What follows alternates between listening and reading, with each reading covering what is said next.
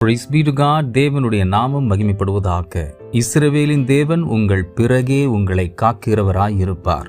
கர்த்தர் நமக்கு முன்பாக சென்று கோணலானவைகளை செவ்வையாக்குகிறவர், தடைகளை உடைக்கிறவராய் நமக்கு முன்பாக செல்கிறவர். அவர் முன்பே செல்பவர் மட்டுமல்ல, எங்களோடு கூடவே வருபவர் என்று மோசேயும் குறிப்பிடுகின்றான். அது மட்டுமா, நமக்கு பிறகேயும் அதாவது பின்னாகும் வந்து நம்மை காக்கிறவர் என்று இவ்வசனத்திலும் சொல்லி இருக்கிறது. பாருங்கள், எத்தனை நல்ல மெய்ப்பரை நாம் பெற்றிருக்கிறோம். கர்த்தரே நம்மை சூழ பெற்றிருக்கும் நம்மை காட்டிலும் பாக்கியமான வேறு பெரிய ஜாதி இல்லை என்பதை எப்பொழுதும் நம் மனதில் நிறுத்திக் கொள்வோம். பிரத்யேகமாக பின்னாக வந்து நம்மை காக்கிறார் என்று சொன்னால், நம்மை பின்தொடர்ந்து அழிக்க நினைக்கின்ற ஒரு சேனையை தேவன் அழித்து தீர்க்க போகிறார். இனி சேதப்படுத்தும்படி ஒருவரும் பின்தொடர்வதில்லை என்பதை விசுவாசித்து இஸ்ரவேலரை போல் முன்னேறி கடந்து செல்வோம். வாக்குத்தத்தங்களை எளிதில் சுதந்தரிப்போம்.